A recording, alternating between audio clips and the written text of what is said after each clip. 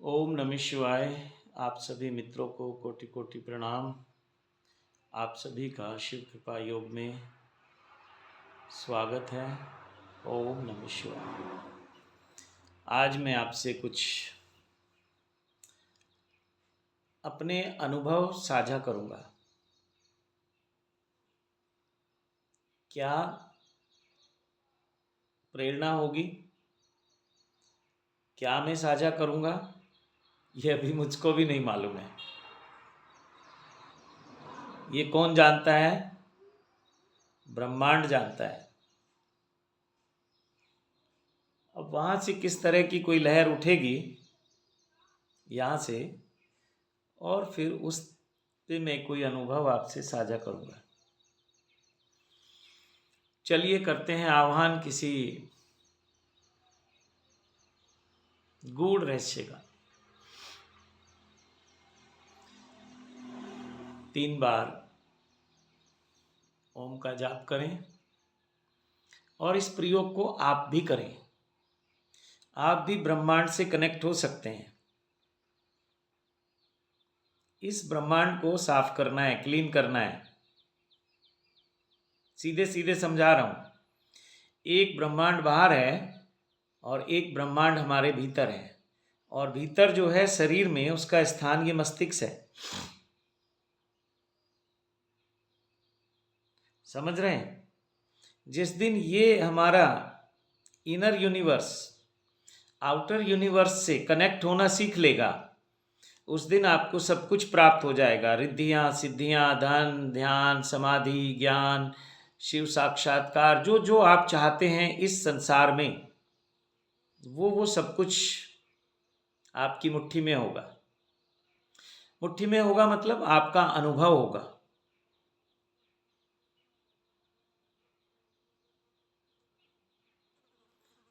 तो इसको हमने क्लियर करना है। बहुत गंदगी भरी हुई है। बहुत बहुत तरीके से संतों ने साधनाएं कराई हैं।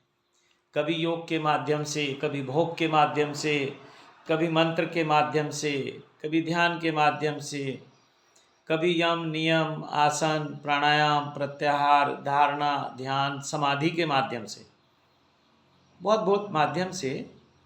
इसको हम कैसे स्वच्छ करें? कैसे कहा संतों ने इशारा, कबीरा मन निर्मल भया, जैसे गंगा नीर, पीछे पीछे हरि फिरे, कहत कबीर कबीर।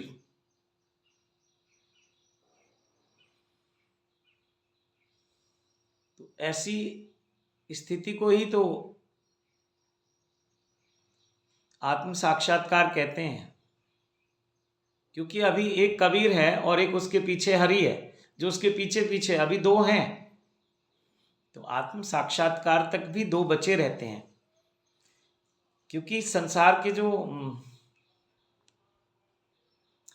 हमारे संस्कार है ना, वो इतने जटिल हो जाते हैं कि जल्दी से छोड़ते नहीं हैं।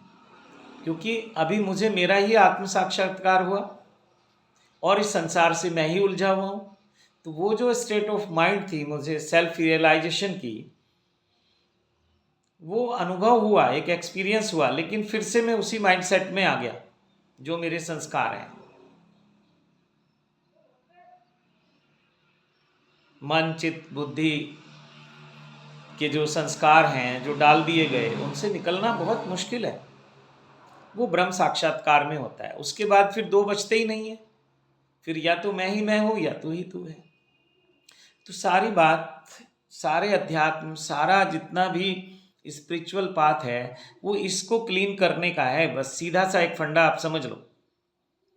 आप मंत्र से करो, आप तंत्र से करो, आप योग से करो, आप भोग से करो, जिस मर्जी मार्ग से चले जाओ, इसी को क्लियर करना है।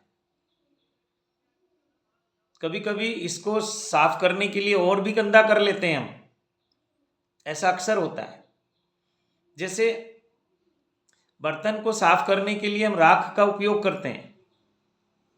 अब तो दूसरे दूसरे वो आ गए, केमिकल मिक्स पाउडर हैं, सोप हैं। पहले समय में राख से बर्तन साफ हुआ करते थे, चूल्हे की राख से। देखिए आज कितना पैसा हम अगर हिसाब लगाएं तो वो जो सर्फ लेके आते हैं केमिकल, जो बर्तनों से छूटता नहीं है और बीमारी का कारण बनता है, तो वो हम पे कितना पैसा उस पर खर्च कर रहे हैं और फिर बीमारियों पे करते हैं। और राख जो थी वो इतनी शुद्ध थी, चूल्हे की राख, उपले की राख, गऊ के गोबर की राख, या कहीं पशुधन की, वो जो उपला बना के उसको जलाते थे चूल्हे में, उस पर रोटी पकाते थे, सब्जी खाना सब, और राख का भी उपयोग था। और जब राख बहुत ज़्यादा हो जाती थी तो लोग अपनी फसल पे, किसान लोग फसल के ऊपर छिड़क दिया करते थे। और आजकल देखो केमिकल हम छिड़क रहे हैं, लाइक आजकल हम केमिकल की तरफ जा रहे हैं, तो धीरे धीरे हमारा कहीं ना कहीं उसके परिणाम आ रहे हैं। तो फिर से मैं आपको कह दूं कि जैसे बाहर एक बर्तन को हम साफ़ करते हैं, एक बर्तन को हमने साफ़ किया, तब हम उसमें कुछ खाने पीने का सामग्री या सामान रखते हैं, और इसमें हम बिना सफाई के लिए सब, बिना किए हुए सफाई को सब रखते रहते हैं, सब कुछ इसमें डालते चले जाते हैं हम। तो अगर इसको साफ नहीं करेंगे, कितना भी मंत्र करो, कितना भी ध्यान करो, कितना भी कुछ भी करते रहो, अगर इसकी सफाई नहीं हुई तो सब कुछ सड़ जाएगा। आपके सब क्रियाक्रम, पूजा पाठ, सब कुछ सड़ जाएंगे अगर इसकी सफाई नहीं हुई। ये आपका ब्रह्मांड है, यही ब्रह्मा का वास है, यह शिव का वास है। तो इसको सफाई करना है। कैसे करना है ये आप देखिए। और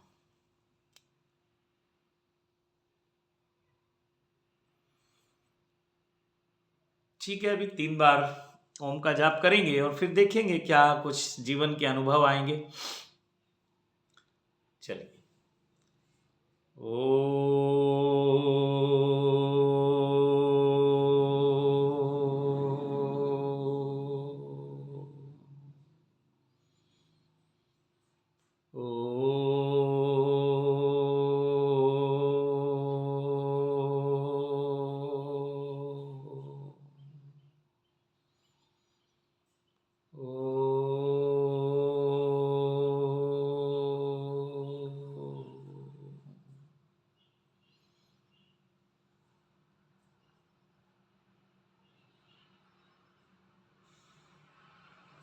दो तीन लंबी गहरी सांस लें और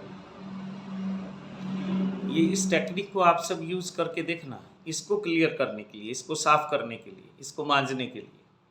ये बर्तन बहुत गंदा है हमारा, ये पात्र, और इसमें कितना भी आप, मैं भी कोई साधना दूं, सिद्ध साधना दूं, साक्षात भगवान आके आपको कोई साधना करवाएं या दें, अगर ये आपका स्वच्छ नहीं है तो वो साधनाएं फलित नहीं होंगी। और जिस दिन ये स्वच्छ हो गया तो उस दिन हरि आपके पीछे पीछे है। या तो कबीर साहब झूठ कह रहे हैं, आप समझ लो, और ऐसा हो नहीं सकता कि कबीर साहब झूठ बोले।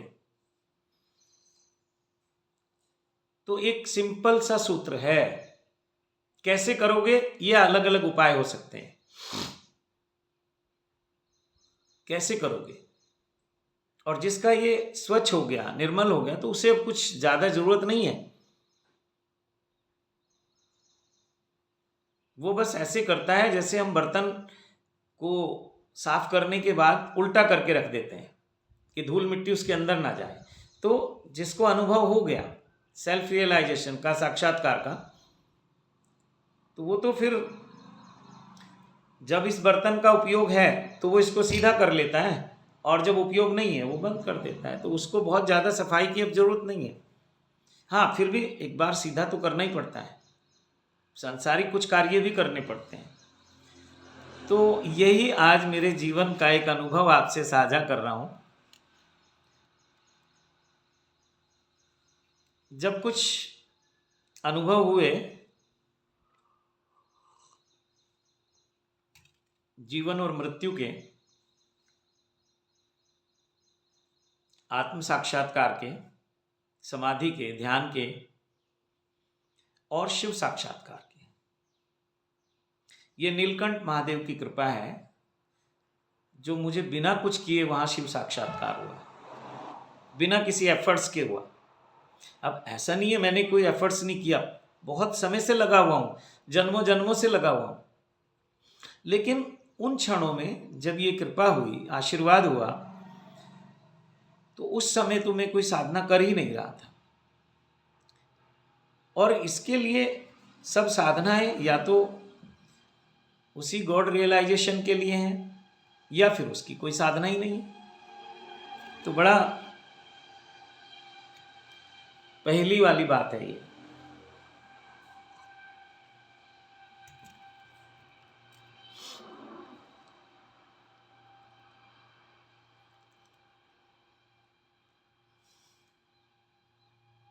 तो बहुत समय, एक लंबा समय, लगभग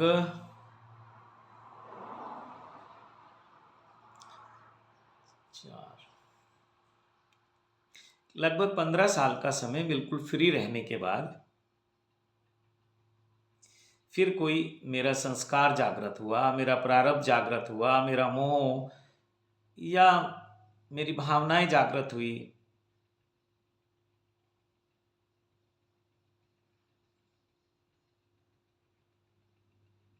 मुझे अच्छे से याद है कि 2015 में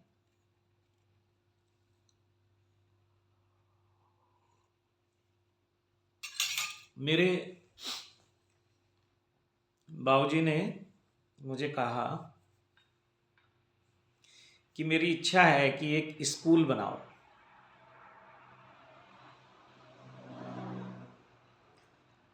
और गांव में बनाओ, अपने गांव में जहाँ जन्म स्थान था मेरे बाबूजी का, पिताजी का। और ना जाने मेरा कौन सा उस समय वो जागृत हुआ, इमोशनल मैं भी हुआ। और बाबूजी ने कहा कि एक अच्छा कार्य है, नेक कार्य है।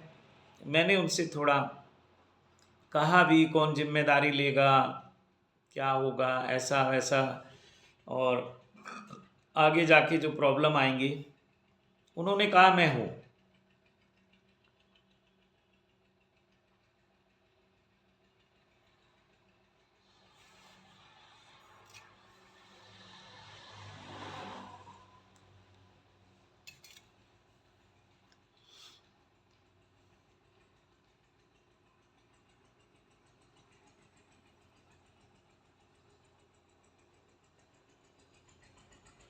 तो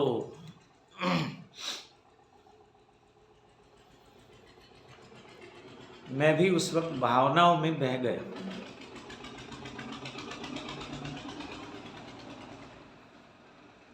इसलिए ये जो जंजाल है ना हमारा, इतने जल्दी छूटता नहीं है।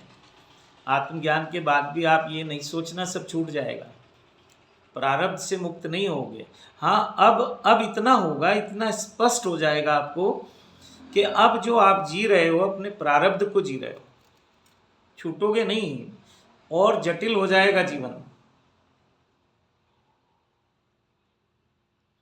जटिल से मतलब कि जाना तो कहीं और है, और अभी टांग खींचने वाले बहुत लोग हैं।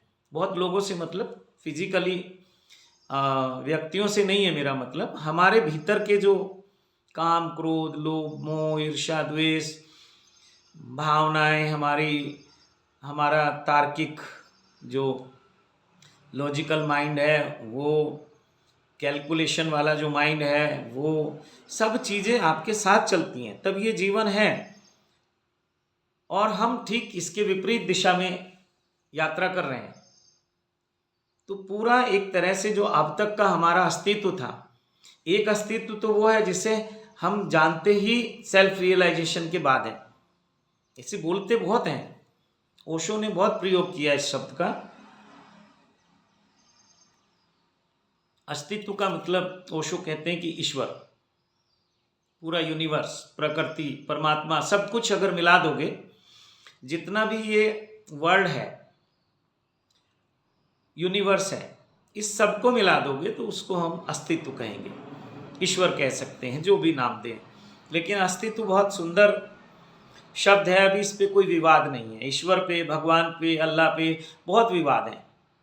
वो कह जरूर रहे हैं कि ईश्वर एक है, लेकिन मान कोई नहीं रहा। तो एक नया जो शब्द मुझे लगता है ओशो ने बहुत ही सुंदर शब्द का चयन किया, अस्तित्व। तो ओशो का मतलब है अस्तित्व, मतलब ईश्वर। तो एक हमारा अस्तित्व होता है एनलाइटनमेंट से पहले का, और एक अस्तित्व होता है एनलाइटनमेंट के बाद का, जिसको कहते हैं कि अस्तित्व ने अपने झरोखे आपके लिए खोले, अभी दरवाजे नहीं खोले। सेल्फ रियलाइजेशन ऐसा है कि जैसे एक विंडो खुल गई आपके रूम से बाहर की तरफ, अब एक भीतर की दुनिया है और एक बाहर की दुनिया है। तो यात्रा तो बाहर की दुनिया की है, साधना, जप तप अनुष्ठान ध्यान समाधि जो भी हम कर रहे हैं, लेकिन हमारे जो अब तक के प्रारब्ध थे, संस्कार थे, जो हमारा फैलाया हुआ पसारा था, वो तो हमें खींचेगा ना। इतने जल्दी इनसे छुटकारा नहीं होता मोह माया से। और फिर काम है, ऐसा मैं नहीं मानता कि जो आदमी एनलाइटेड हो जाए तो ब्रह्मचर्य को उपलब्ध हो गया, उसकी काम वासना का कोई यूज नहीं रहा, नहीं। हाँ, कंट्रोल में आ जाता है। अगर वो चाहे तो नीचे उतर सकता है, और अगर वो चाहे तो ना उतरे। अब उसकी मजबूरी नहीं रही, जैसे आम आदमी की मजबूरी है। सेक्स आम आदमी की मजबूरी है, खुशी नहीं है उसकी। हर सेक्स के बाद आदमी कहीं ना कहीं एक अफसोस में रहता है, पछतावा सा होता है, और फिर कहता है कि अब इतने दिन मैं संभोग में नहीं जाऊंगा। लेकिन फिर जाता है, फिर कुछ घंटों बाद जाता है, फिर रिपीट रिपीट रिपीट चलता ही रहता है पूरा जीवन। तो इतना आसान नहीं है इन सब चीज़ों से मुक्त होना। हाँ, जिस दिन आपको ब्रह्म ज्ञान हो जाता है, गॉड रियलाइजेशन हो जाता है, जिस दिन दूसरा बचता ही नहीं है, वो उसी अवस्था में जाके आता है जब आप इन सब चीज़ों से शुद्ध होके आ जाते हैं। तो ये मेरा कोई प्रारब्ध था, कोई लोभ था, लालच था, मोह था, क्या था। बहुत चीज़ें आपको अपने भीतर की अभी समझ धीरे धीरे आती हैं कि अच्छा, मेरा एक रूप ये भी है। मेरा एक रूप मतलब अलग अलग मल्टी फेसेस आपके सामने आएंगे आपके। दूसरों के तो छोड़ दीजिए, दूसरों को देखने की कला तो हम में बहुत अच्छी आती है, लेकिन खुद को देखने की कला हमारे पास नहीं है। हम भटक जरूर रहे हैं, कहीं ध्यान शिविरों में जा रहे हैं, कहीं साधना शिविरों में जा रहे हैं, तीर्थों में जा रहे हैं, गुरुओं के दर्शन करने जा रहे हैं, लेकिन बाहर ही जा रहे हैं ना। दुनिया के फेस है ना, गुरु भी दुनिया का हिस्सा है आपकी। हाँ, इस दुनिया में कोई एक आपको जचा। किसी शायर ने कहा ना कि लाख मुखड़े मिले, लाखों लोग मिलते हैं इस जीवन में, और मेले लगे, इतना बड़ा पसारा हमारा, इतना बड़ा मेला।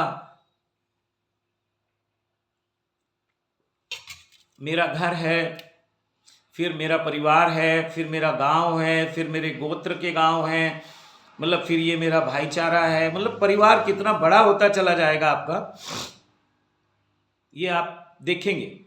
लेकिन होश पूर्वक आप छोड़ के नहीं भाग सकते, नहीं तो इसी परिवार में जहां जहां आप उलझे हो, बार बार जन्म, बार बार जन्म, बार बार जन्म होगा।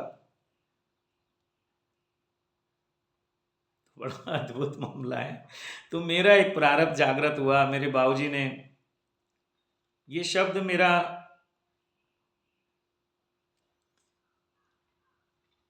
मेरे पिताजी के लिए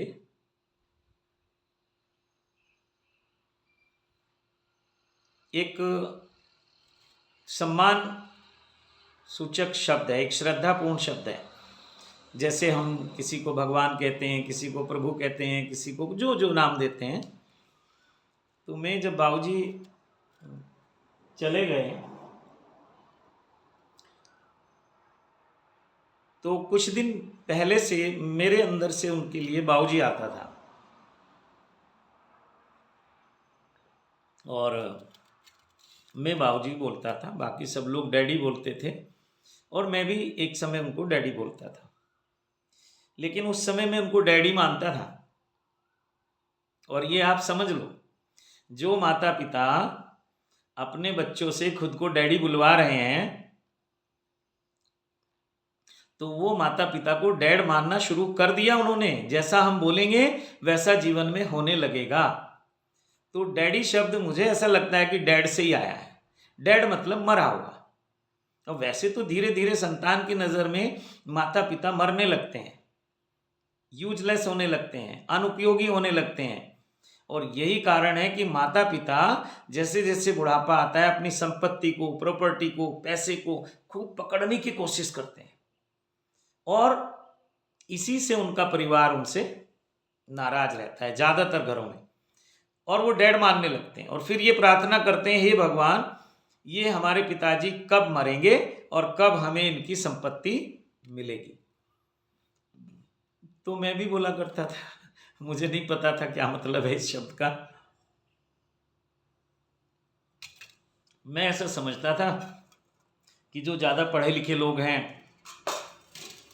और अब एक स्टैंडर्ड है डैडी बोलना, और शायद माता पिता भी उस जीना चाहते हैं उस स्टैंडर्ड को। कोई और तो कहेगा नहीं डैडी, तो अपने बच्चे तो कहलवा ही लो उनसे। तो अभी कम हुआ है थोड़ा ये ट्रेंड, लेकिन अभी भी बहुत है। तो खैर, तो बाबूजी जब चले गए तो फिर अंदर से यह आया कि बाबूजी को बहुत बार प्रणाम करना है, शत शत प्रणाम करना है। और उनके लिए जो श्रद्धांजलि हो सकती है वो शब्द आया बाबूजी। तो जब भी मैं आपसे बाबूजी बोलूं तो आप समझना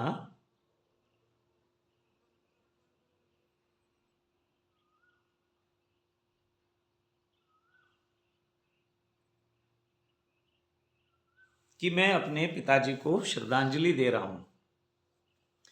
तो बाबूजी ने कहा कि मेरी इच्छा है कि एक स्कूल बनाओ और अपने ही गांव में बनाओ। गांव मतलब जन्म स्थान। मेरा और मेरे बाबूजी का जन्म स्थान एक ही है, जबकि मेरा छोटा भाई है उसका जन्म स्थान अलग है। और फिर जो आगे जिस परिवार की जिम्मेदारी मुझे भगवान ने दी, मेरा बेटा बेटी, उनका जन्म स्थान कहीं और है।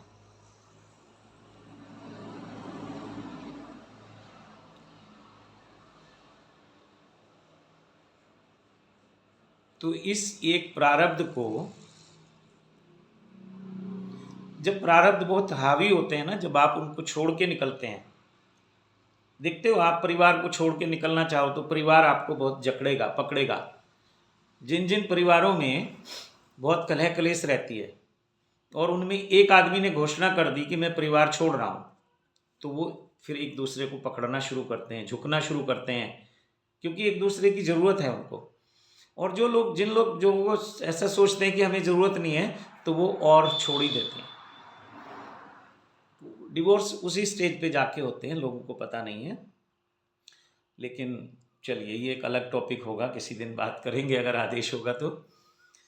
ये स्कूल बनना शुरू हो गया और इसमें बहुत लोगों का कंट्रीब्यूशन है। सीधे सीधे मैं किसी से दान नहीं मांगता हूँ।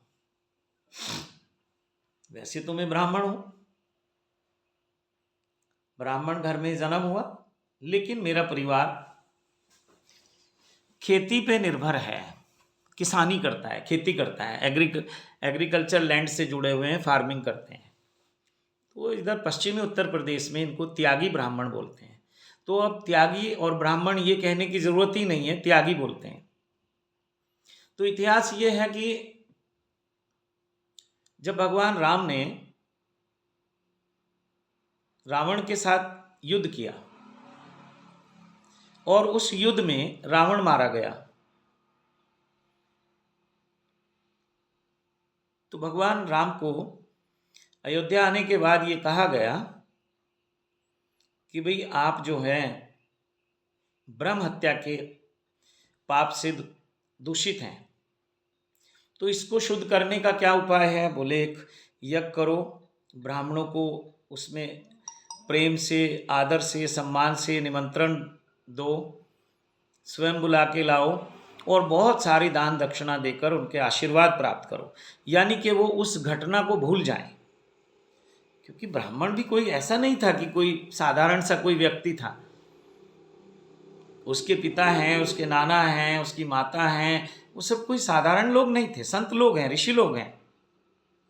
लेकिन राम और रावण हमारे दोनों ही हमारे भीतर हैं। हम परिवेश किस परिवेश में जन्म होता है, क्या हमारे कर्म होते हैं, क्या हमारी साधना होती है, क्या हम इसके लिए एफर्ट्स करते हैं, उस पर निर्भर करता है। अक्सर देखा होगा एक भाई राम हो जाता है, एक भाई रावण हो जाता है, माता पिता भी एक हैं, परवरिश भी एक है, लेकिन ये इनके प्रारब्ध हैं, जन्मों जन्मों के संचित कर्मों का प्रभाव रहता है। अगर आज मैं संत हूं तो मैं इस जीवन की वजह से नहीं हूं, पिछले बहुत जन्मों में मैं संत रहा हूं। और प्रकृति, ये अस्तित्व, ये आपके संस्कार प्रारब्ध जन्मों जन्मों में जाके छूटते हैं, उसी को मोक्ष कहते हैं। तो ये सब पीछा तो करते हैं ना। तो एक गृहस्थ परिवार में जन्म हुआ, और हम सबका जन्म गृहस्थ में ही होता है। माता पिता तो गृहस्थ ही होते हैं, सन्यासी तो होते नहीं। सन्यासी, कुछ सन्यासी गृहस्थ होते हैं, जैसे हमारे सप्तऋषि देखो, स्वयं भगवान शिव देखो, जितने भी हमारे देव हैं वो सब अपनी अपनी धर्म पत्नियों के साथ हैं। बाद में कुछ परंपराएं चली, जैसे बुद्ध की परंपरा, महावीर की परंपरा, और शंकराचार्य जी की परंपरा कि सन्यासी को विवाह नहीं करना है, सन्यासी गृहस्थ में नहीं रह सकता है, जबकि जन्म उसका गृहस्थ में होता है। और हर सन्यासी का बाप जो है वो गृहस्थ होता है, गृहस्थी होता है। तो उस बाप से कैसे कोई बड़ा हो सकता है? चाहे कोई कितने भी बड़े पद पे चला जाए, महामंडलेश्वर बन जाएं, आचार्य महामंडलेश्वर बन जाएं, शंकराचार्य बन जाएं, लेकिन माता पिता से बड़े नहीं हो सकते। तो ये सब प्रारब्ध ने मुझे फिर वापस संसार में ले आया।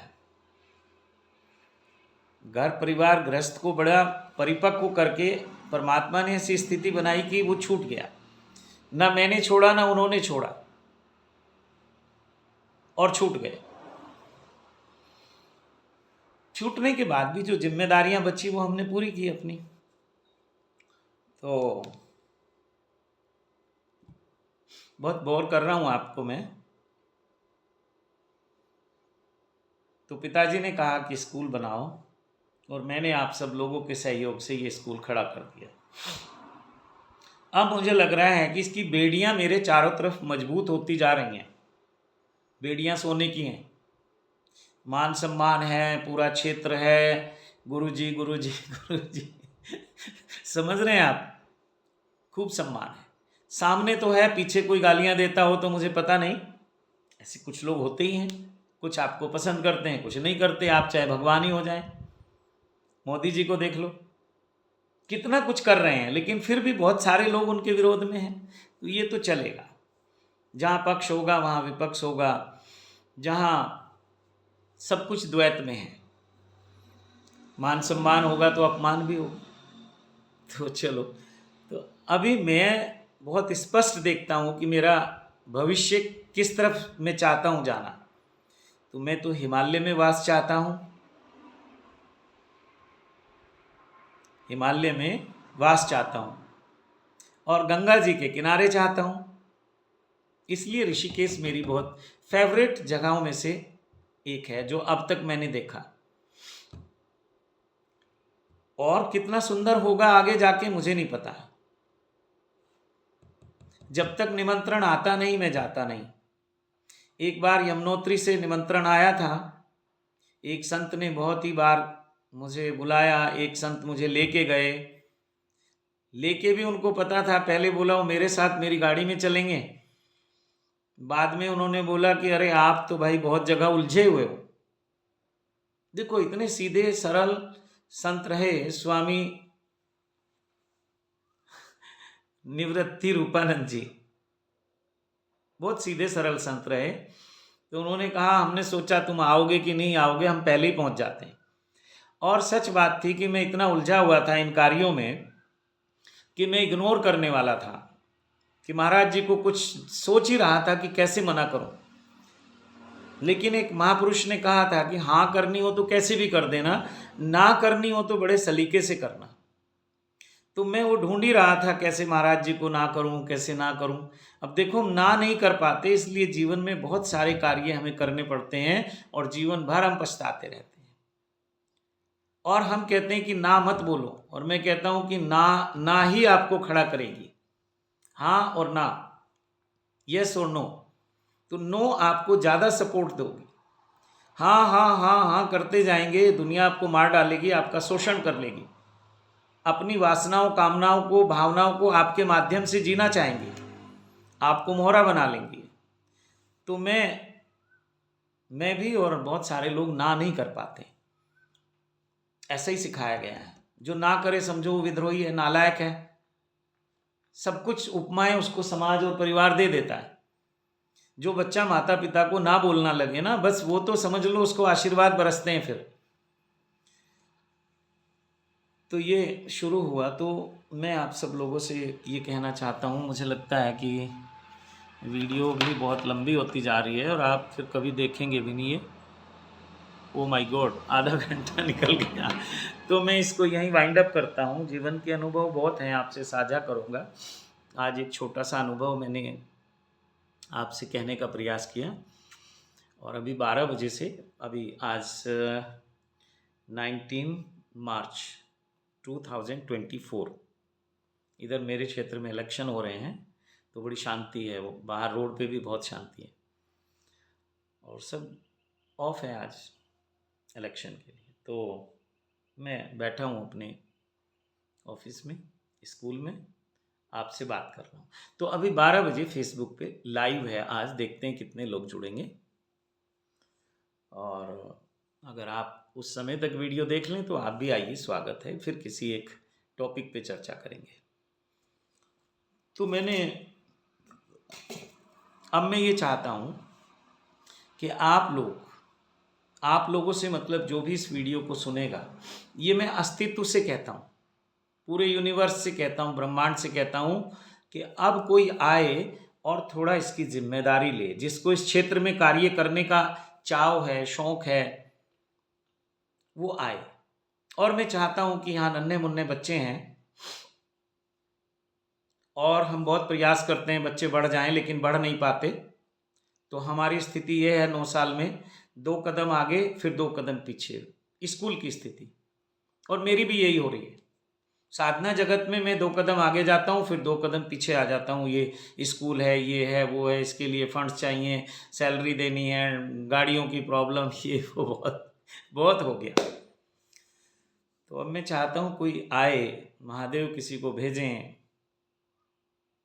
और वो व्यक्ति गंगा में स्नान करके आए, पवित्र होके आए, निर्मल होके आए और निस्वार्थ भाव से, अनकंडीशनल लव, बिना शर्त के इस संस्था को प्रेम करें, सींचे।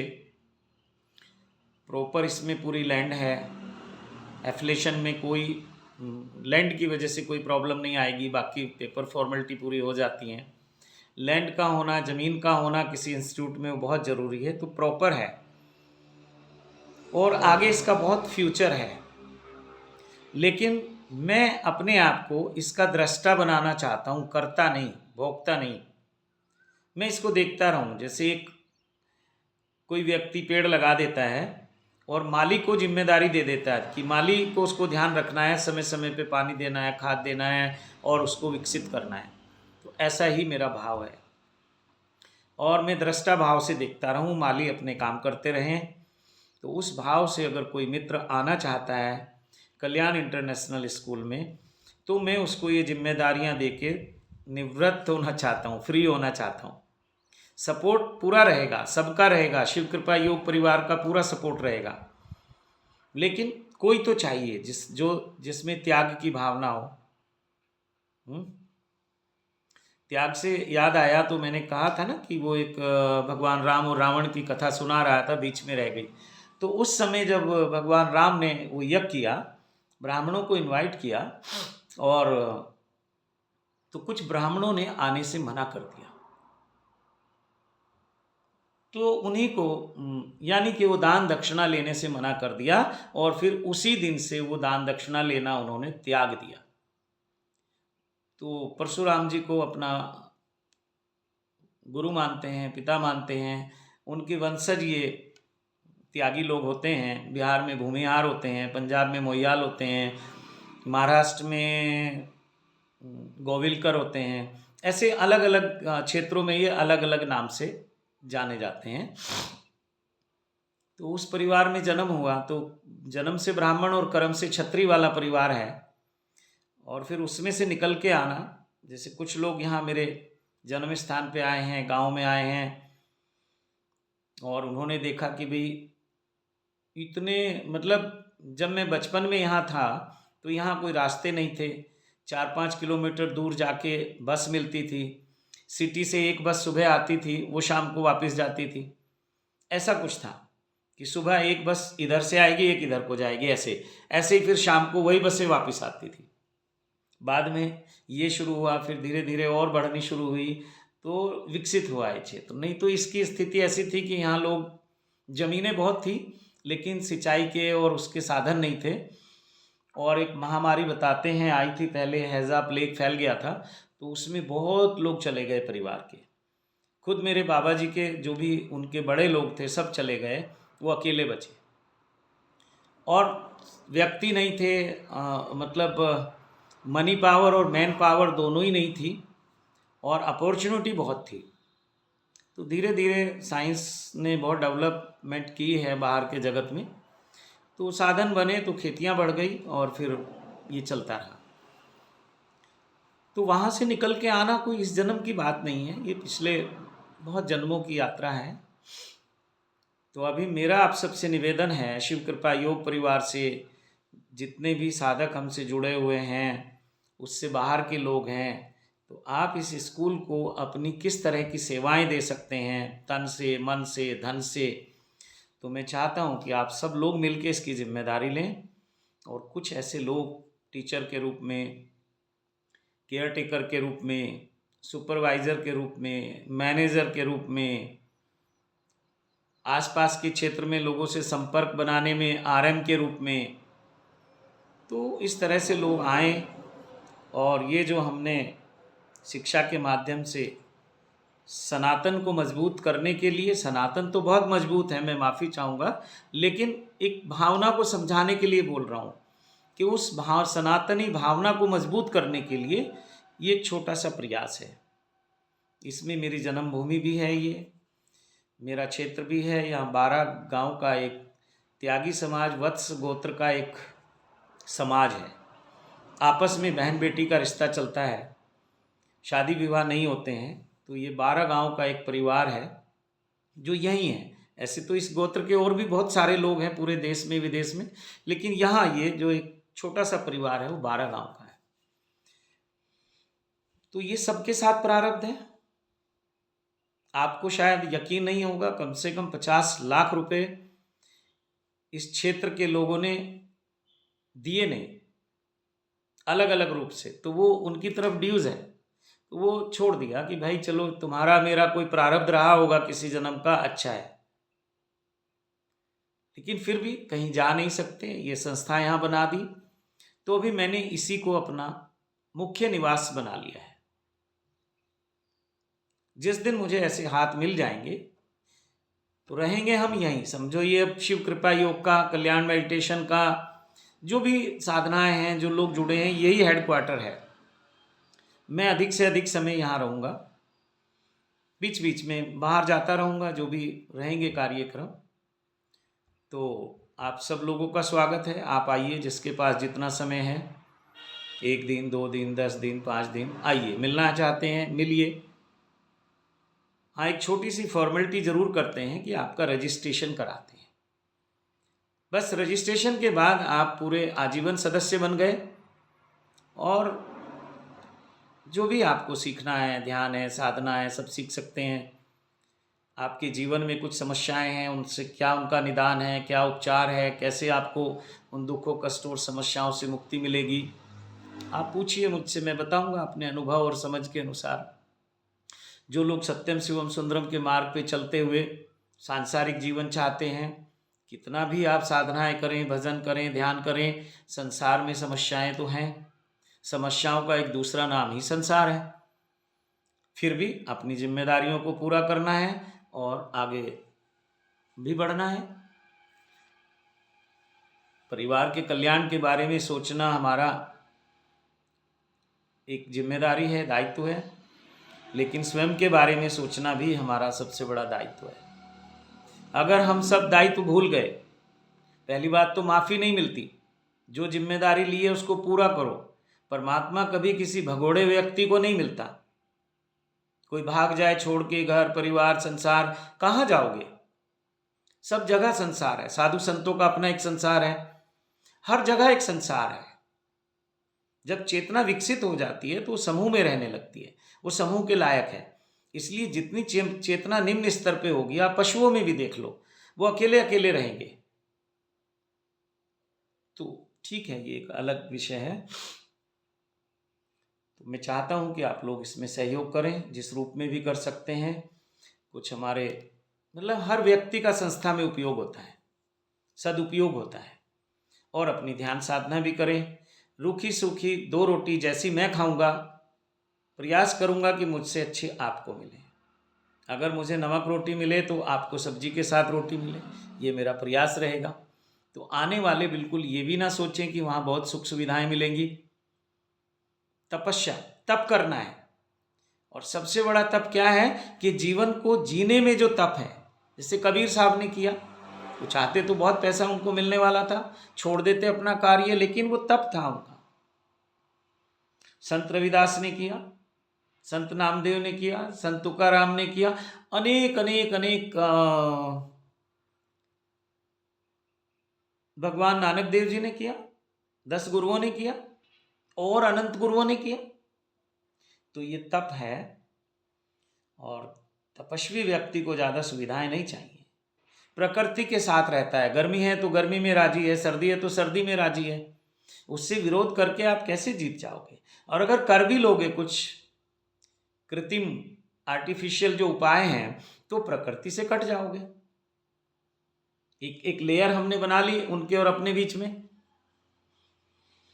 इसलिए पहले एक नियम था कि घर भी बनाने तो मिट्टी के बनाने,